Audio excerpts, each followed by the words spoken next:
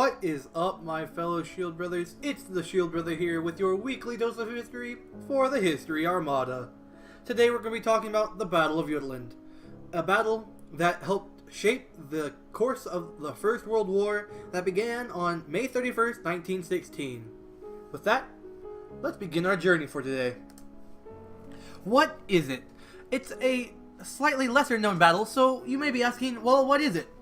The battle is fought between the great British Grand Fleet and the noble German High Seas Fleet off of Denmark's Jutland Peninsula, brought together two of the most powerful naval forces of their time.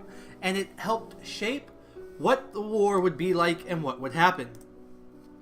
Why is it important though? How did it change, etc.? Well, arguably, it was the battle that changed the course of the First World War. It was fought over 36 hours, starting May 31st. The Battle of Jutland was the only major battle of the war fought at sea, but became known as perhaps the largest surface battle in naval history due to the large amount of battleships and battle cruisers that were engaged. The Battle of Jutland was significant both for it being the largest naval battle of the First World War, but also for the severe number of lives lost. It also severely diminished and crippled the German naval fleet's capabilities and ability and mobility. The Battle of Jutland is considered to be the only major naval battle. It saw the British Navy losing more men and ships, but remained a powerful tool while it left the German Navy too diminished and weakened to put to sea again while the war lasted. Also meant that the British were able to keep a blockade in place, crippling the German land troops. So not only did they cripple the Germans' navy and keep it from being useful again, but they also were able to keep a blockade in place and kind of strangle at the German land forces. So the engagement. Top right, you can see a map of how they engaged. They opened fire at a distance of about 10 miles apart. But despite their inferior number, the Germans had the advantage of greater visibility thanks to the positioning of the sun at the time. And then just about 4 p.m., 1,000 British men lost their lives when the magazine aboard the battlecruiser Indefatigable was hit. Sorry about that butchering of that name. Around 20 minutes later, the Queen Mary cruiser was sunk in just 90 seconds, exploding under all of the German fire that was concentrated upon it. Their situation became graver still when Admiral Scheer's High Seas Fleet arrived to boost the German Admiral Hipper's forces that was already engaged. Admiral Jellicoe of the British force was around 15 miles from Sir Betty's when the battle began in earnest. As the two fleets converged, the British suffered a third major loss when the Invincible was sunk shortly after 6:30 p.m. And His Majesty ship the Lion also took severe damage during this. However, when the two fleets did finally meet at full strength, their strength was enough to convince the Germans to sail northward. Admiral Jellicoe feared this was an attempt to lead the British into a trap and decided against pursuing them. Instead, he ordered his fleet southwards to cut off the German retreat to their route home.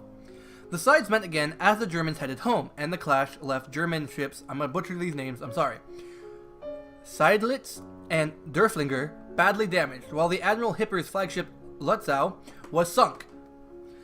This meaning that the British plan was successful in cutting them off on their en route home. So the question is, who really won? The Germans claimed that the battle represented a victory for them as the British had lost more ships, 14 in total, and more than 6,000 men. However, Admiral Jellicoe claimed the victory belonged to the British, as his fleet was still a strong entity and a challenge upon any opponent, while the Germans' High Seas Fleet was no longer viable or seaworthy. In all, the Germans lost 9 ships and suffered about 2,500 casualties. With the Battle of the Somme shortly after Jutland, the battle has been somewhat marginalized in history. Though a costly endeavor for the British, it was able to maintain their blockade that brought severe hardship to the Germans. And it was also the German submarine campaign that was a factor in bringing the US into the war. And eventually, all these, combined with a mutiny of disillusioned German sailors in 1918, these three factors are main factors which contributed to an Allied victory in the war. So you can see how this marginalized Battle of Jutland that was marginalized in the history books and not often talked about helped shape the First World War's course, and how it could, if it had been different for the Germans, they would have been able to break the blockade and possibly get more aid and have a better effect at the Battle of Somme, and maybe even avoid German interference with the Americans. And there's all kind of possibilities. But you can see how the British, in their defeat of the Germans at Jutland, or if you can call it defeat, depending on whose story you're looking at, shaped the victory for the Allies during the First World War. Thank you so much for tuning in. This has been The Shield Brother for the History Armada. I hope you enjoyed. If you did, leave me a like. If you did not, go ahead and leave a dislike. If you have a comment, suggestion, or concern, you can leave that for me in the comment section down below. If you would like to support me on Patreon, that would be fabulous, and you can do so in the drop-down box below. As for my other social media, you can find that also in the drop-down box. And as always, I'll catch y'all next time.